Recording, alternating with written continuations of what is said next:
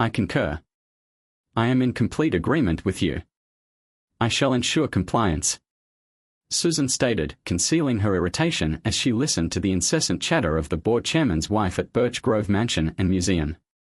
As the development director, Susan Morgan was aware that she had to acquiesce, despite her frequent disdain for wealthy individuals who interfere and annoy her.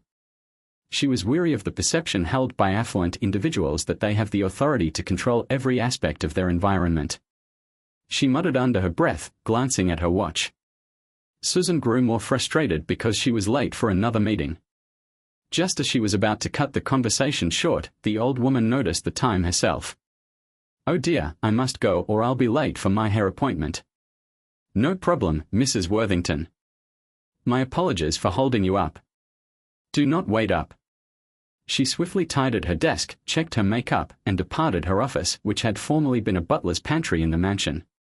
As she left, her secretary called out, "Are you leaving, Senor Morgan?" "Yes," she replied, "I am meeting a donor, and I will not be returning today." Once the woman was gone, Aida hurried down the hallway to the executive director's office, stopping at his secretary's desk. "Gone?" she inquired of Christina. "Yes," Christina replied. "He left approximately 10 minutes ago, mentioning that he had an important meeting." Aida smiled, recalling that this was the same time each week that both of them had meetings. She thought that they were being deliberately evasive about what was really going on. She glanced towards the exit and muttered, "Ridiculous." The two young women chuckled and resumed their work. Professor Daniel Morgan, a husband of Susan, looked over his introduction to economics. The professor was aware that only a few students might be interested in economics. Therefore, he decided to use a unique teaching method to pique their interest. He displayed a graph on the wall from his tablet and began the lecture. He informed the class that today's topic was supply, demand, and price. This caused some groans and laughter in the class. However, the professor continued, ignoring the interruption. He explained that while the topic might sound boring, it is actually very relevant to our world. He then proceeded to demonstrate this with an example. He then proceeded to display an image of an artwork, inquiring as to whether anyone in the class recognized it. One student responded incorrectly, prompting him to clarify that the class was not on the subject of art appreciation. Daniel then made a joke, which resulted in further laughter. Once the class had settled down, he proceeded to explain that the student's response was actually correct. He then proceeded to discuss the sale of a Warhol painting for $195 million, which was the priciest sale of an American artist's work in the previous year. Some students expressed admiration, while others appeared less impressed. He then made another joke, which resulted in further laughter. Some laughter was heard, and it was noted that there were no billionaires present. The point was made that while one person might pay $195 million for an artwork, many would be willing to purchase a $20 print. At the former price point, the transaction is likely to involve a single buyer, whereas at the latter, there is likely to be greater interest from the general public. The discussion then concluded with a mention of the various factors that affect demand, with the understanding that price is a significant driver of demand. Back in his office, he stored away the Monroe artwork and checked his messages. Susan would be out. Once more, this afforded Daniel the opportunity to visit his father, Ezra, who was afflicted with Parkinson's disease but nevertheless insisted on maintaining an independent lifestyle. Daniel made frequent visits, during which he observed Ezra's condition gradually worsening. During one such phone conversation, Ezra discussed his health and various global issues. Daniel offered to come over, but Ezra initially declined. However, Ezra eventually invited Daniel for dinner and handed the phone to Paloma, Ezra's live-in nurse. The nurse, who had remained with Ezra despite his having driven other caregivers away due to her resilience and Ezra's fondness for her, caused Daniel to feel relieved. However, Pala announced that she needed to leave due to personal reasons, which upset Daniel. Ezra quickly suggested that she move into his large house to save money and offered to help with expenses. Daniel was concerned about Paloma's son Marco being too much for Ezra, but Ezra dismissed his concerns, looking forward to the company. Paloma met with Daniel to discuss the arrangement, surprised, but Daniel informed her that he saw potential benefits for his father, but that it was ultimately her decision. He suggested that it could be beneficial for everyone, particularly if Daniel visited more often. Paloma agreed, indicating that she believed it could work well for her and Marco. Daniel was surprised when Paloma blushed and left quickly. However, he was pleased to hear that she had accepted his father's offer. 18 months later, Daniel was not shocked to see his father listening to Paloma and joining her for dinner, which he preferred over eating alone. Paloma was not only a skilled nurse but also an excellent cook and home. A cooked meal would be a welcome change of pace, Daniel reflected, feeling optimistic. Susan was not enthusiastic about the lengthy drive through the countryside to meet with Grant regarding their developing prospects, but she recognized the necessity of maintaining discretion during their meetings. The drive evoked memories of her past, particularly the passage of small, dilapidated houses similar to her childhood residence after her father's departure. Despite her family's financial difficulties, she excelled academically, earning a scholarship to the University of Pennsylvania. Education provided her with a means of escaping poverty. However, her circumstances changed during her junior year when she met Daniel Morgan, an economics professor. Despite the rules, they connected deeply. Prior to this, Susan had engaged in casual relationships, but she saw a serious future with Daniel. She imagined him aiming for a high. Despite her initial disappointment, Susan retained hope that he might become a university president one day. Some online research supported that possibility. However, after 7 years of marriage, she found herself living in a small university town with a husband content teaching at an obscure university. This was not the future she had envisioned. Susan secured a fundraising job at a local museum in a mansion once owned by an oil baron. She found herself dealing with wealthy patrons and their demanding children. However, she was determined. As she drove past the motel where she first met Grant, she reflected on how circumstances had changed. Before Daniel could exit the vehicle at his father's residence, a young boy approached him with enthusiasm, inquiring about playing soccer. Daniel responded with a command, "Marco, leave, Senor Daniel," while his father issued a counter-command from the porch, "It's okay, Paloma, let's." "Marco," Daniel replied, and they proceeded to kick the soccer ball around. Daniel observed that Paloma had brought his father out to watch and he offered encouragement to them despite never being a soccer fan. When Daniel was called in for dinner, Marco was reluctant to stop, but Daniel was ready for a break and expecting Latin American cuisine. The meal consisted of chicken kebabs, rice, Greek salad, and pita bread. Ezra expressed a desire for a hamburger, but ultimately ate the entire meal. The atmosphere was reminiscent of a family gathering, which lifted Daniel's spirits. He realized that he had not thought about Susan since his arrival, as they claimed.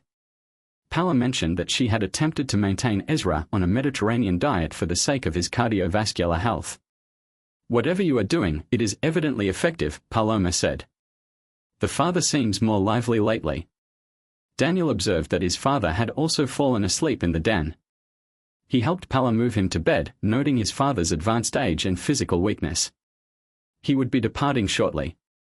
Paloma paused, but then inquired, "Could you perhaps enlighten me regarding the painting in the living room?" Daniel readily agreed, leading her to a framed Andy Warhol Marilyn Monroe. Paloma then inquired, "How did your father procure this painting?" Daniel proceeded to share that his grandfather, originally a printer in Germany, had gifted it to him.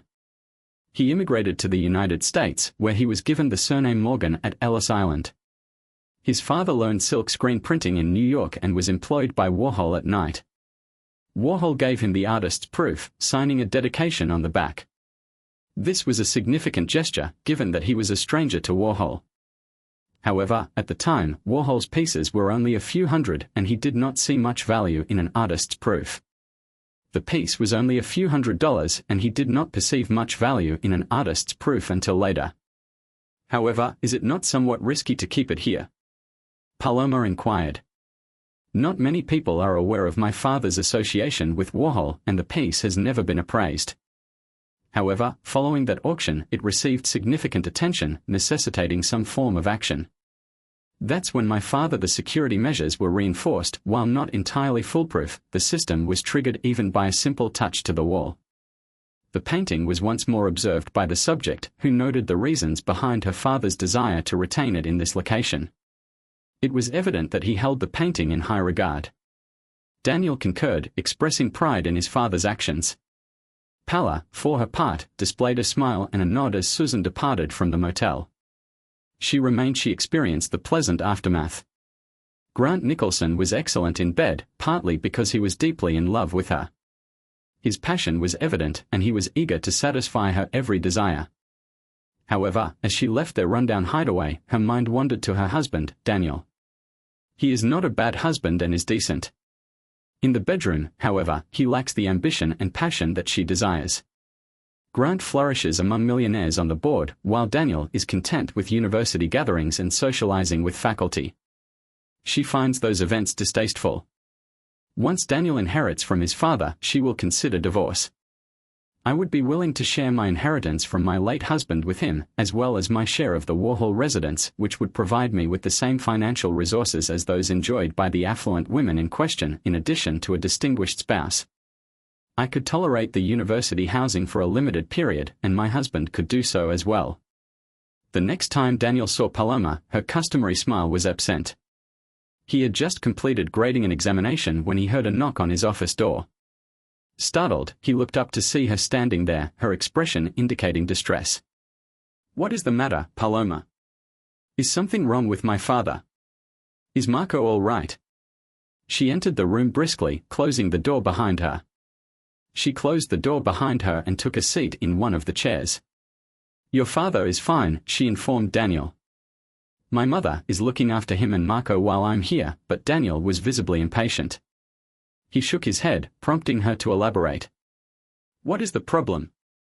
What is going on? You know I have a large family here. Is that correct?" "I didn't, but go ahead." "One of my sisters, Christina, she is employed at Birch Grove, where she serves as secretary to Senor Nicholson. Christina has observed Mrs. Morgan at the mansion on a daily basis." However, Daniel was disconcerted to learn that his wife and Senor Nicholson were engaged in an extramarital affair. His initial response was one of denial, as he was reluctant to acknowledge the possibility of such a relationship.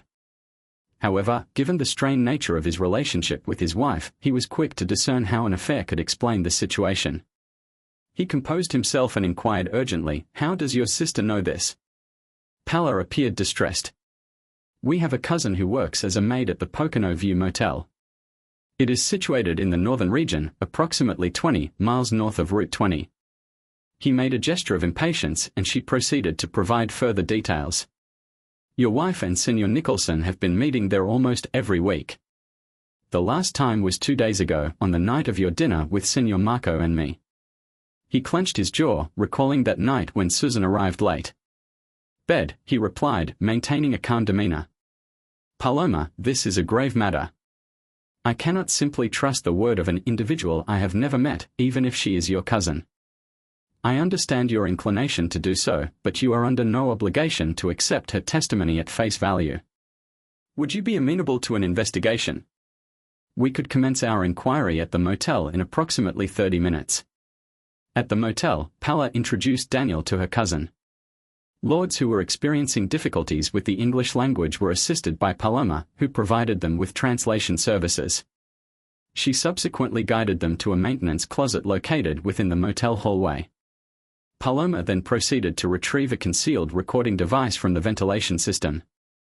Daniel, in turn, directed his attention to Lourdes and Paloma, inquiring about the circumstances surrounding the device's presence.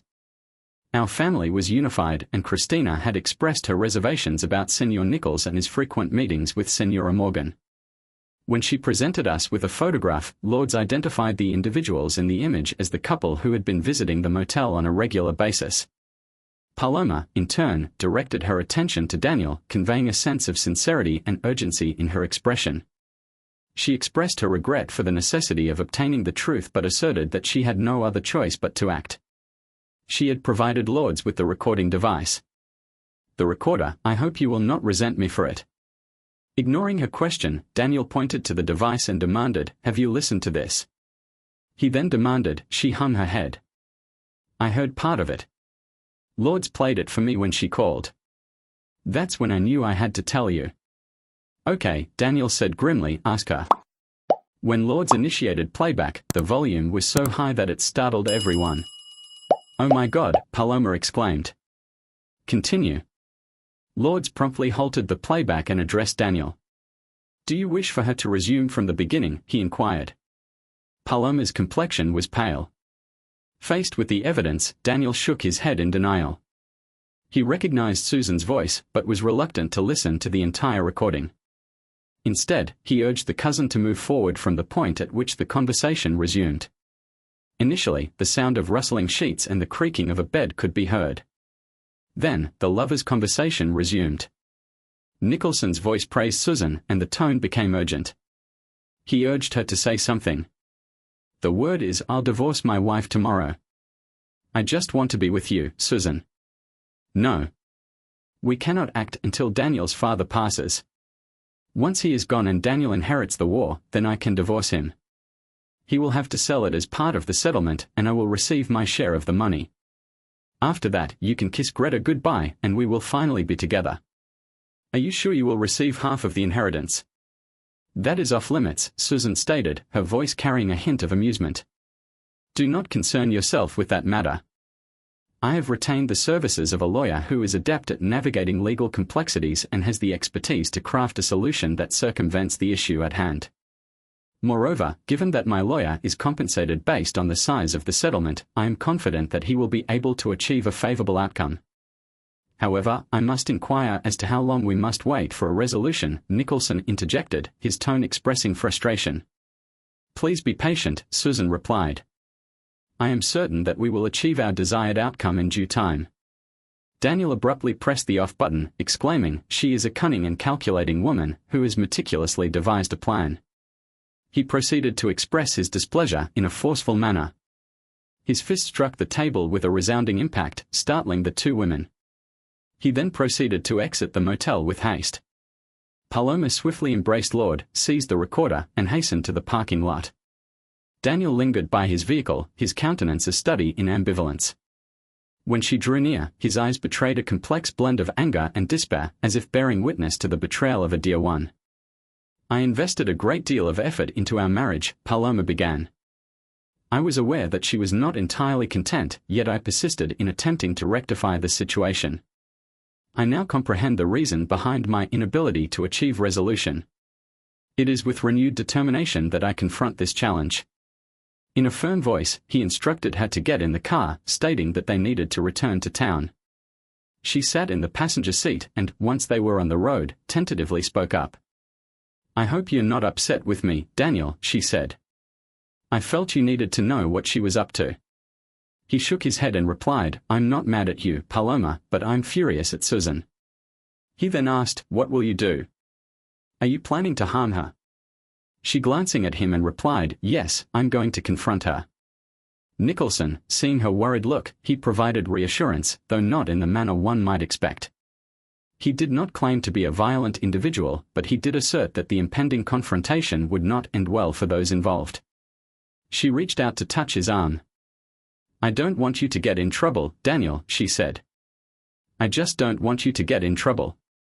He gave her a small smile. Don't worry, Paloma. Everything will be fine. His expression then turned serious. While you handle your mother and Marco, I need to talk to my dad. He had been pleased when he married Susan. He had thought highly of her and was eager for them to have children.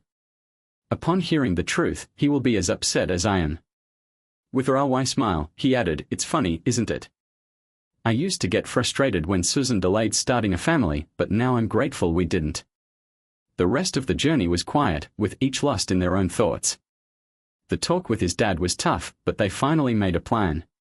Daniel's first move was to file for divorce to stop Susan's scheme. His dad promised to recommend a divorce lawyer, warning Daniel not to tip. I conveyed to my father the information I had learned from Susan. Daniel agreed that he would maintain a distance from her until he was prepared to file for divorce. Given the limited time they spent together, it should be relatively simple for him to occupy himself and conceal his feelings. Daniel spent the weekend grading papers and preparing lessons. When his father suggested he consult with a lawyer on Monday, Daniel promptly scheduled an appointment but was disheartened to learn that he would not be able to meet with the attorney until Thursday. He was concerned that Susan might take action before then. Daniel reasoned that he could wait a bit longer, until Thursday. He was relieved that he had not yet seen the attorney, as he felt that his new attorney seemed capable and confident. The attorney assured him that she knew Susan's plan, but that he should not worry about his father's painting. She promised that she would have his case ready by the following week and could serve the IT on the same day. Daniel thought that he was almost there as he headed back to campus. Upon learning of Susan's betrayal, Daniel experienced a sense of relief, but this was short-lived. On Sunday, he received a distressing phone call from Paloma, who apologized and expressed her regret for not being able to provide more assistance to her father. Daniel was visibly distraught, and the call ended abruptly as emergency medical technicians arrived on the scene. Daniel immediately rushed to his car and drove to his father's residence, where he found the street filled with fire trucks, ambulances, and other emergency vehicles. He arrived at the house just as the EMTs were tending to his father.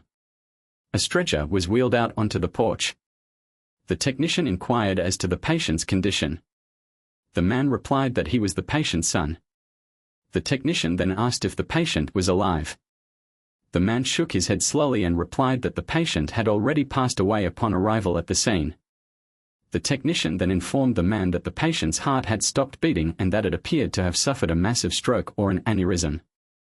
The technician then asked if defibrillation could have been performed to revive the patient. The man replied that it was unlikely that defibrillation would have succeeded in reviving the patient and that it would not have been a desirable outcome for the patient or for his family. At this point, the ambulance arrived on the scene. Daniel stood there, stunned, for a considerable period of time. He eventually mustered the strength to enter the house. Paloma rushed over and embraced him, crying. She said, "I'm sorry, Daniel. I tried so hard to save him. I did CPR until the medics arrived, but it wasn't enough. I'm so sorry." Through his own tears, he held her at arm's length. "It's not your fault, Paloma. You did everything you could. The EMT told me that your father likely had a stroke or an aneurysm. He was probably gone before you even got to him." She buried her head in his chest and sobbed. He was engaged in conversation with me at the table when, without warning, he grasped his head and stated that it hurt. He then collapsed. It was a distressing scene. Daniel gently guided her to a chair and procured water for both of them. He then inquired about Marco's whereabouts. Upon Marco's return, Daniel was visibly distraught. He realized that Marco was at school and that he needed to retrieve him. She began to weep again. It was evident that he was devastated. He had formed a strong bond with her father. She rushed off, leaving Daniel alone in the now empty house. He sat there for a while, overwhelmed by grief, attempting to comprehend the suddenness of the tragedy. His life had undergone a significant transformation. He was aware that his father's health was deteriorating, but the suddenness of his demise caught him unprepared. His emotions were overwhelmed and there was no one to provide solace. Eventually, he regained his composure to the extent that he could make a list of individuals to inform and tasks to complete. He then proceeded to make phone calls to share the unfortunate news. After contacting the most urgent contacts, Daniel secured his father's house. He then drove to Birch Grove, saving the most difficult conversation for last. Despite his initial reluctance, he decided to break the news to Susan face to face. He was curious to see her reaction. Her surprise was evident when he entered her office and she responded with the expected condolences and sorrow. However, as he observed her, he struggled to contain his anger. He saw those tears as fake. He surmised that she probably felt thrilled because now she could move forward with her plan. Nevertheless, he managed to maintain his composure until he left. He maintained his composure until he left. As soon as Daniel left, Susan hurried out of her office and practically skipped down the hall to tell Grant Nicholson the news. Grant was taken aback by Susan's sudden appearance and the news she delivered. However, he began offering condolences and Susan cut him off, stating that he could not see that this was what they had been waiting for with his father. "Daniel has inherited everything I can. I will file for divorce, settle the estate, and then we can finally be together." Grant shared his excitement, matching Susan's. "I am surprised that the wait is over. When do you plan to file for divorce?" After a brief pause, Susan replied, "I don't want to seem insensitive. I'll wait until after the funeral and memorial. Service before filing is a logical sequence of events." Grant concurred, emphasizing the importance of not unduly delaying the filing of the divorce papers. He suggested that it might take some time to navigate the complexities of the situation with Greta. Daniel was consumed by the practical and emotional tasks that accompany the death of a family member. His primary objective was to arrange his father's funeral, despite his father's lack of religious affiliation. He had left clear instructions. For a Jewish burial, Daniel was thus tasked with organizing it for the following day. Once the burial plans were set, Daniel began planning a memorial service for those unable to attend the burial. Despite lacking other family members, Daniel's father had built a network of friends throughout his life, who came to pay their respects. Daniel's own friends and colleagues also offered their condolences. Additionally, colleagues extended their sympathies, which provided some solace amidst the anguish. Attending both the funeral and the memorial service with Susan was challenging for Daniel, not only due to the profound sorrow but also because he was compelled to interact with her. She portrayed the role of a grieving spouse with remarkable authenticity, yet Daniel was aware of her genuine emotions, which intensified his resentment towards her. Concurrently, Daniel's legal counsel initiated proceedings for his divorce.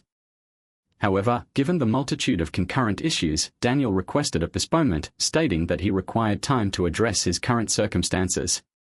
He elaborated that his schedule was particularly demanding following the memorial service when a new challenge emerged. Paloma inquired about the desired timeline for her and Marco's departure from the residence. Daniel was taken aback, emphasizing that they could not leave immediately. He asserted that they had no other residence and that he would not force them out. Furthermore, leaving the house unoccupied could potentially lead to complications and, if you were to move, Marco might have to switch schools, which I am reluctant to allow. It would be preferable for you both to remain at the current residence for the foreseeable future.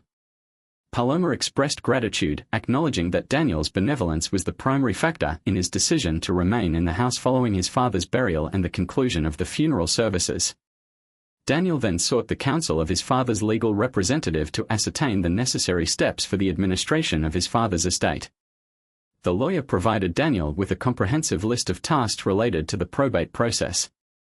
The probate process, along with an unexpected addition, Ezra had requested an early reading of his will, even before it went to probate.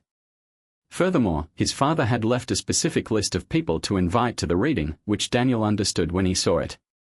Daniel informed the family lawyer of his request to ensure the reading is as official as possible. He also inquired about the possibility of holding the reading at the lawyer's law office, if it is there and the lawyer's office handles the invitations. It seems more probable that all the relevant parties will be in attendance. The lawyer readily agreed on the day of the reading. Daniel and Susan arrived at the attorney's office separately.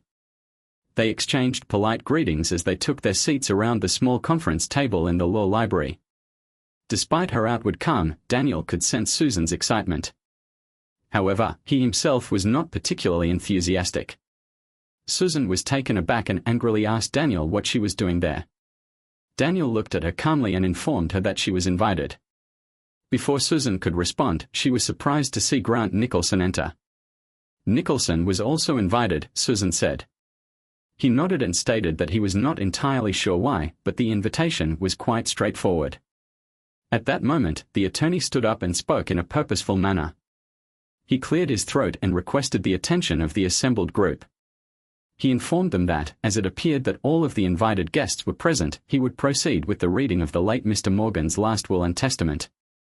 He then proceeded to summarize the salient points of the document, noting that he would refrain from providing a detailed analysis of the legal intricacies of the will.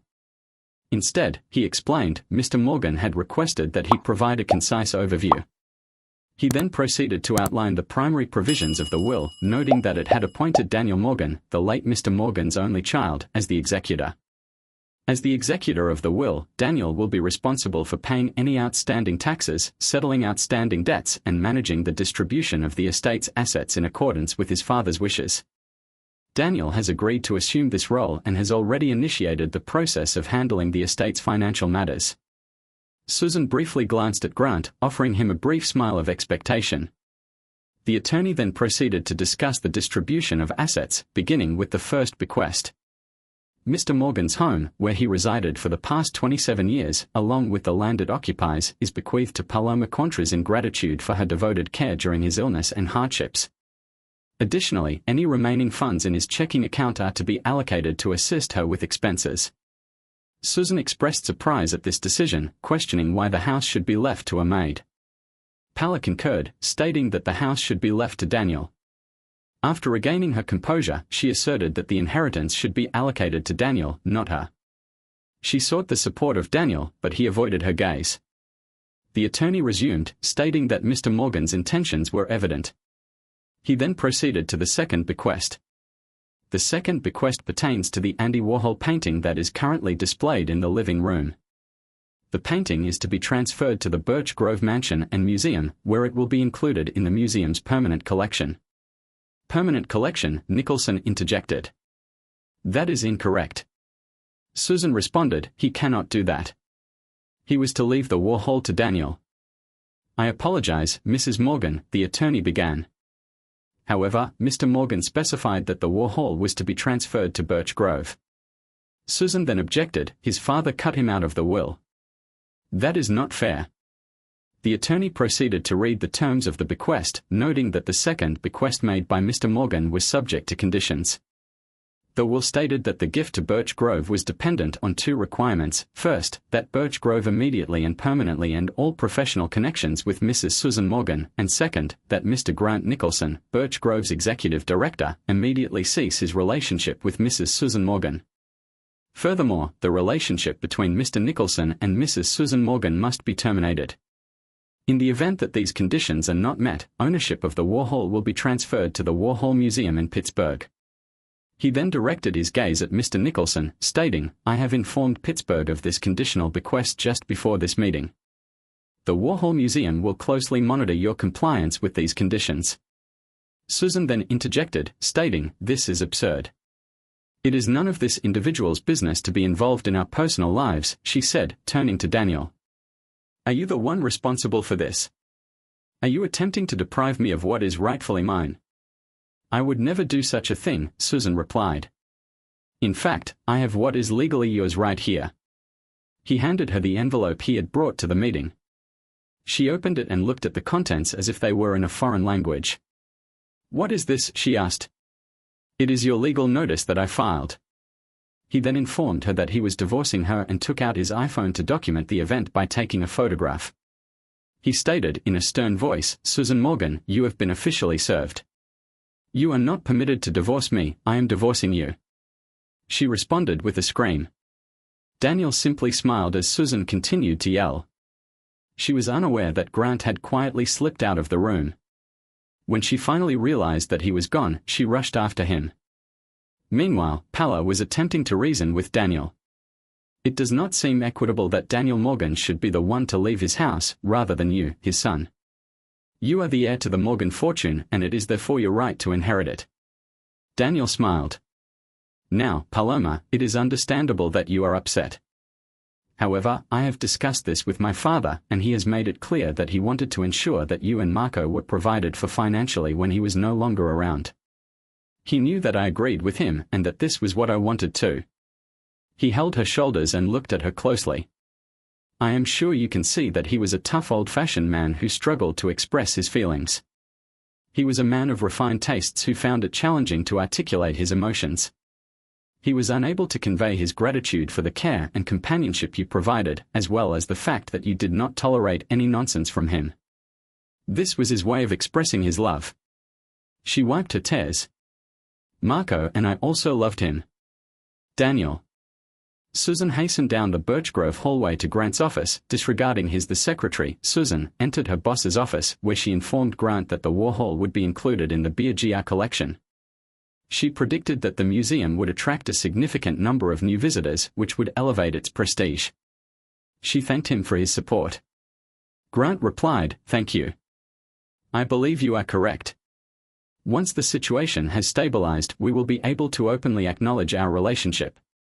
Furthermore, his expression hardened. Had she not heard of the condition added to the will? He asked sharply. "It cannot be legally binding," she retorted. "It might stir up chatter among the country club crowd, but it will blow over soon." "The Warhol Museum would love to add such an important piece to their collection," he countered. "Therefore, they will be monitoring our activities closely." The quiver in her voice indicated her concern, but such a demand is not legally binding. Furthermore, it is unlikely that a judge would enforce it. Grant became angry, and the question was posed as to whether Birch Grove could challenge the Warhol Museum in court. The financial resources of the Warhol Museum were highlighted, and it was noted that the Carnegie Foundation supports them. If they were to sue, our legal expenses could have a significant impact on our finances. He then stood and handed his ex, "I am fond of certain documents. I am sorry, Susan, but I have already consulted with Mr. Worthington. As of today, you are no longer employed at Birch Grove. Grant, you cannot do that, not after everything that has transpired between us." Then she became more insistent, and added that he did not want her to tell his wife about their relationship. He had already. "I will be leaving the premises shortly. Once I have completed my tasks here, I will return home to offer further apologies. I hope that my position as the director of Birch Grove will help to assuage your distress. It is now time for you to depart from the mansion. I will send your severance payment via post," she stated, her fists clenched. He took a step back, fearful that she might attack. Instead, she turned and marched away, heading to her old office. She quickly grabbed a few things and left, passing her secretary's desk. Aida asked, "Are you leaving, Mrs. Morgan?" "Yes," Susan replied, not even looking at her as she walked out. Her husband's expression transformed into one of anger. "You are responsible for this, aren't you? How long have you known about Grant and me? How long have you had the opportunity to thwart your own plan?" he demanded. "So you convinced Ezra to alter his will," she replied, her tone bitter. "He was going to leave everything to you, and you persuaded him to change it. Why would you do such a thing?" "I did so to ensure that you would never be able to claim it, regardless of circumstances. Upon learning of your intention to designate the Warhol as community property and donate it to Birch Grove, I intervened to prevent that outcome. By doing so, I gained the leverage to end your affair with Grant. I assumed that he would ultimately choose the Warhol over you, which has led to your intense animosity towards me." He gazed at her with intense displeasure. After what she had done, he was understandably enraged. After a brief interval, however, he began to calm down. He then asked her a question that had been on his mind for some time. He wanted to know if she had ever loved him. She responded with a deep sigh and sank into a chair. She then began to explain that, at the beginning of their marriage, she had been ambitious and full of potential. She had thought that he loved her, but she was now forced to admit that she had been mistaken. She expressed her belief that he would succeed and take her along with him. However, she then proceeded to describe the path he had chosen, which she observed to have been taken soon after she had begun to seek a better situation for herself. She suggested that his motivations had always been driven by a desire for financial gain and social status, and that he had been unwilling to settle for a life of love and contentment. Family, friends, community, these individuals and groups are the foundation of a person's identity. When this identity is threatened, it is natural to seek the respect that comes with money and power. This is a fundamental human desire. However, there is a fine line between seeking respect and seeking validation. The former is earned through one's actions and achievements, while the latter is often sought through external factors. In this situation, the individual in question sought respect through the accumulation of money and power. However, this pursuit led to a loss of respect from those around him. He began to realize that the respect he sought was not the respect that comes with being a respectable person. It was the respect that comes with money and power. This realization led to a shift in his priorities.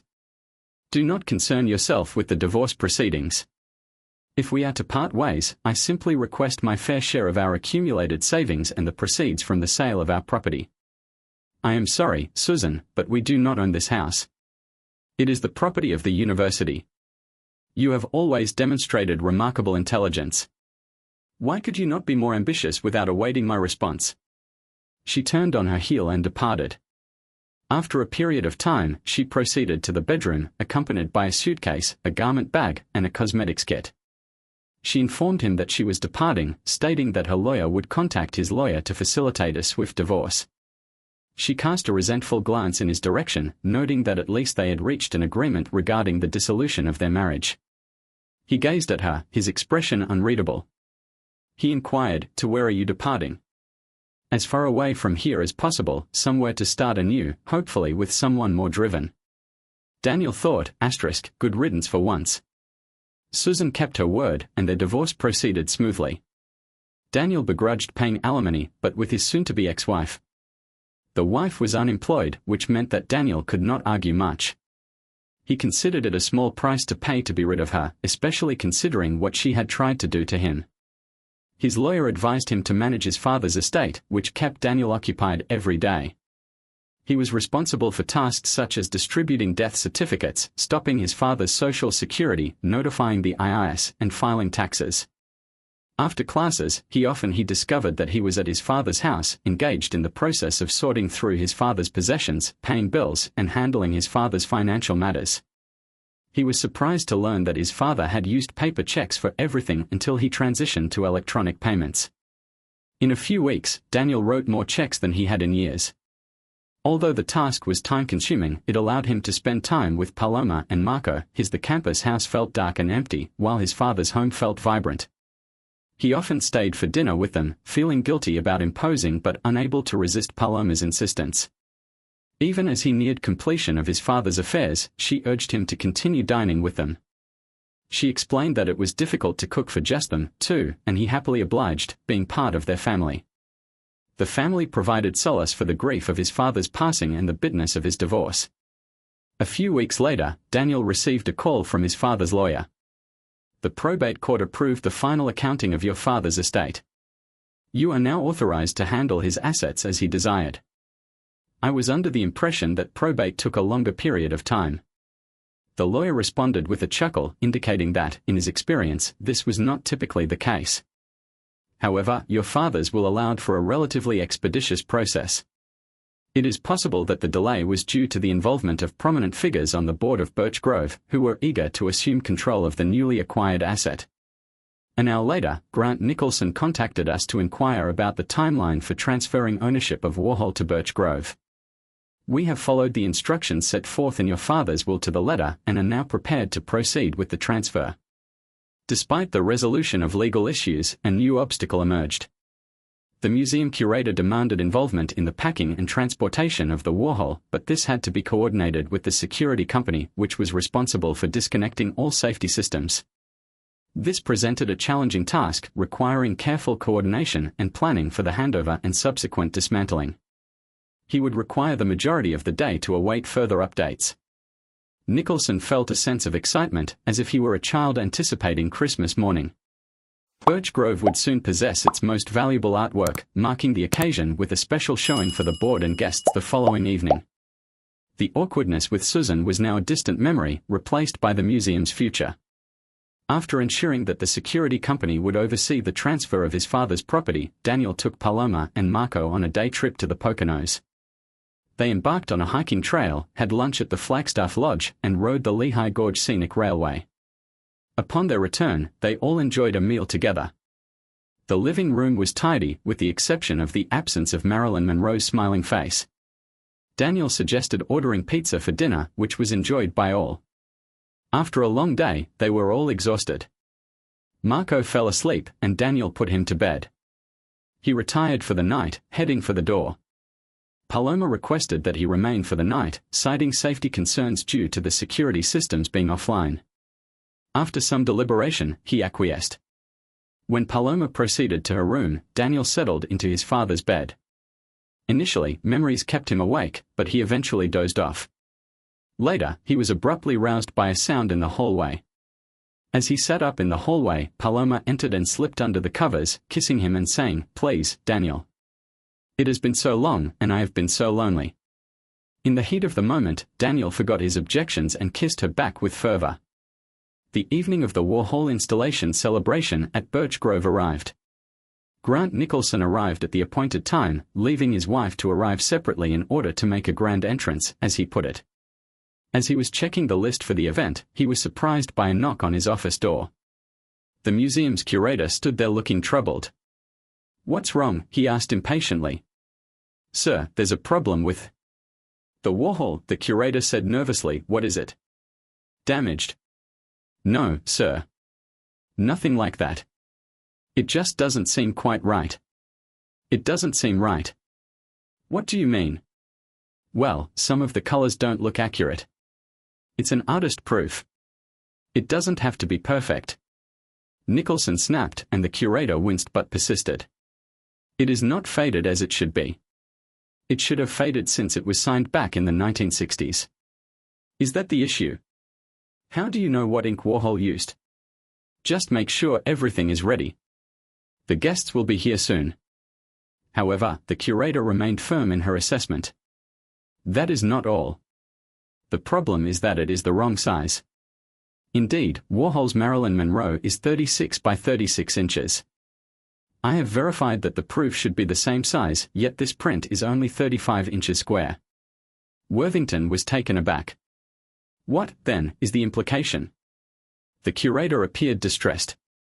This print is a fake, a forgery, it cannot be authentic. Nicholson was visibly disconcerted, sinking back in his chair. The chairman attempted to comprehend the gravity of her disclosure. Are you certain? He inquired, his voice laden with apprehension. Yes, sir, she replied, her gaze fixed on the distant horizon. The curator's interruption was abrupt and nervous. What should we do? Remove it from public view. Are you insane? Nicholson interjected, his voice laced with disbelief. If the public were to discover that an artwork had been hung knowingly, it would have a devastating impact on Birch Grove. He gestured at her and instructed, take it down and hide it. Inform your team to turn off the lights and place a notice on the door stating that the event has been cancelled. When she hesitated, he urged, do it now before it's too late.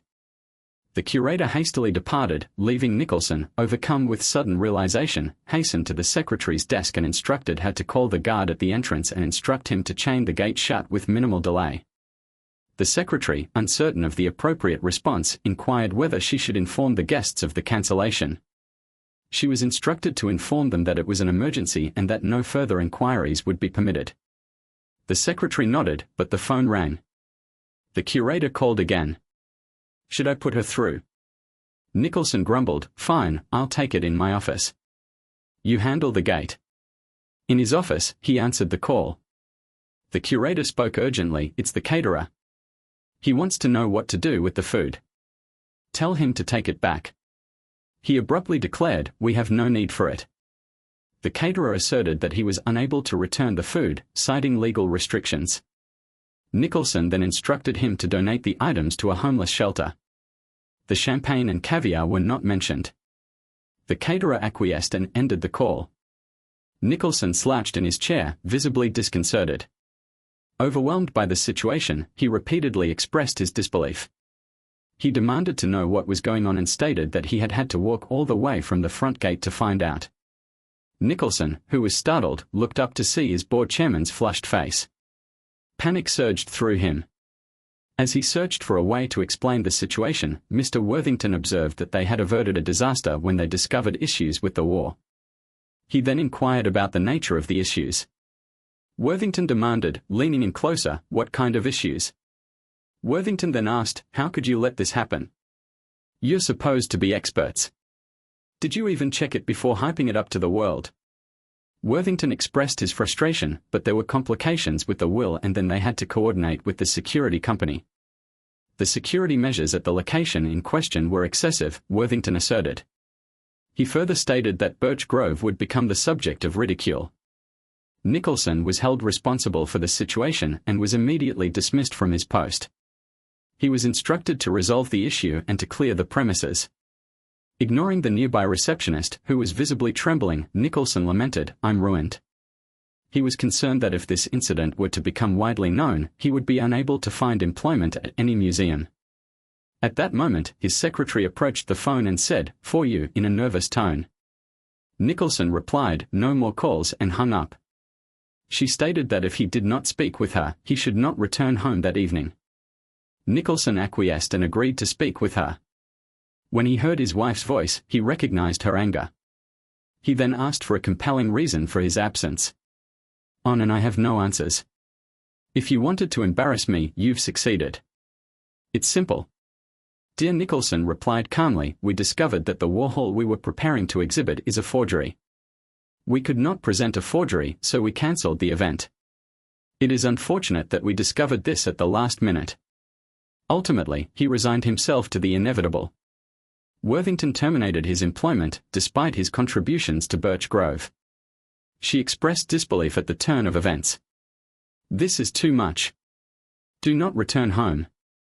My lawyer will commence divorce proceedings tomorrow. He exhaled once more, this time with a sense of defeat. Do you understand? She inquired.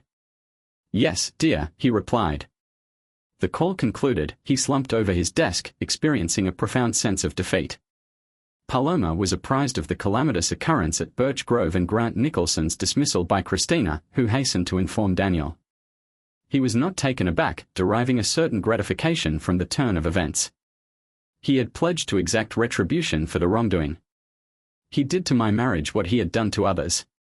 Daniel said confidently, puzzled. Pala asked, but how did you know this would happen?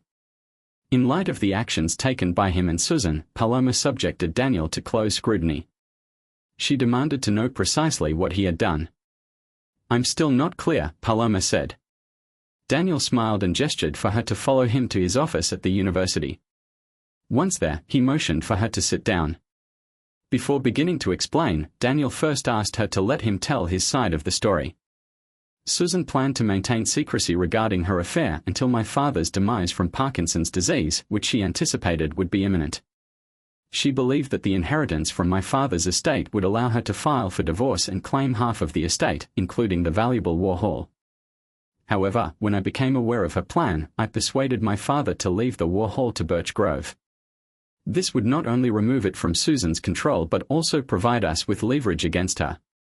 My father's decision was influenced by my argument that the Warhol would be better off under the stewardship of Birch Grove. He acknowledged my reasoning and agreed with my assessment. Birch Grove could only obtain the Warhol by severing ties with my wife. He immediately distanced himself from Susan. Daniel became lost in thought. It is unclear if Grant truly loved Susan, but it seems likely that she saw him as a means to climb the social ladder. Once my father's will was revealed, she lost her job, her lover, and, naturally, her marriage to me. Everything turned out as I had hoped. A friend mentioned the other day that Susan has moved to Allentown. She apparently found a job at a telemarketing center selling insurance. This is a demotion from her previous position. The wife has experienced a significant decline in status, which is arguably the most fitting consequence for her actions. I concur with your decision to retaliate against Susan. Paloma expressed her agreement, and in my opinion, she has been duly punished. Infidelity is a grave transgression, but devising strategies to exploit others, particularly one's spouse and father, is an even more egregious offense. She added, using the Spanish pronunciation. However, what about Nicholson? What did you do to him? Daniel grinned. Did you hear about what happened at Birch Grove last night? Well, some of it. I was mostly shocked to find out your father's artwork wasn't real. A sad expression crossed her face. I'm relieved, Senor Morgan. Daniel did not have to hear that cruel news. He looked at her with appreciation. It speaks volumes that your first thought is for my father. He stood up from his chair. However, he did not appear overly distressed. Instead, he reached behind a filing cabinet and retrieved the Marilyn Monroe teaching aid he used in his introductory course. She placed it on the desk and regarded him with uncertainty. A perceptive writer once observed that the most effective method for safeguarding something is to conceal it in plain sight. Let me demonstrate something to you. He turned the print over, revealing the reverse side covered in brown paper. With deliberate care, he peeled back the paper, exposing an inscription. To Ra Morgan for all his hard work. Andy Warhol. This is the genuine article, Pala said, but it's the one you use in your classes. You mentioned that to me. It's just here in your office. Daniel smiled and nodded, but when did you make the switch?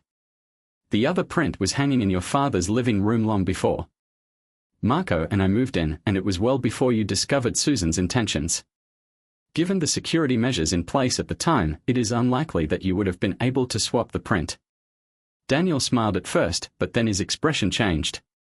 He had initially believed that his print was not valuable.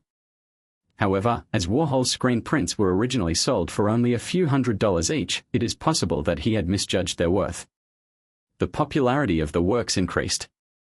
The father began to express concern about having a genuine artwork in his residence. We discussed the matter and I proposed that we exchange the original for a less expensive print. I would retain the authentic Warhol piece and utilize it in my lectures to prevent any assumption of its value. The father would then keep the reproduction in his living room. Subsequently, as Warhol's value continued to appreciate, the decision was made to install security measures to safeguard the piece. The rationale behind this was that the presence of sophisticated technology would serve to reinforce the authenticity of the work, thereby providing a sense of assurance to potential buyers. Daniel, for his part, viewed this as an intriguing challenge, consistently seeking to enhance the security apparatus. Fortunately, despite the heightened security, there were no instances of attempted theft. In an attempt to thwart Nicholson's intentions, I surmised that he believed he was in possession of the genuine article. Consequently, you exchanged the prints before I commenced my duties for your father. My intention was to reverse the exchange upon your father's demise. However, following my discovery of Grant and Susan's involvement, I discerned an opportunity to retaliate against both parties. Following a discussion with your father that evening, he instructed his lawyer to alter his will, stipulating that Nicholson would disinherit Susan. I then permitted Grant to assume possession of the imitation. Warhol believed he would want to show it off as soon as possible. However, he suffered the same fate as Susan. He lost his job, his marriage, and his reputation. Consequently, I am waiting for the dust to settle at Birch Grove. Once it has, I will discreetly inform the board that I found the genuine Warhol in a storage container belonging to my father. After they verify it, I will request that they hang it with a plaque honoring my father's connection to Warhol. Do you regret not having the Warhol? For himself, the piece was of great value. He smiled, his expression devoid of sincerity. He had never desired the responsibility of owning such a significant artwork. Moreover, he had no interest in the financial gain that would have accompanied it. He had observed the detrimental effects that wealth and status had on Susan and was relieved to be free of the burden. His smile broadened and he expressed hope that this would help him achieve a more important goal. She regarded him with uncertainty, seeking further insight. What was this goal? It seemed to involve forming a new family. Family is important, too. Daniel approached her and held her hands. He expressed his desire for her to be part of a new family, which would include Marco and him. The graduate student who had come to see Professor Morgan observed the couple embracing and smiled. She quietly left once she was far down the hall. She later called a fellow student to discuss their shared concern for Professor Morgan, who had experienced significant losses. The student reassured her that the professor would be fine.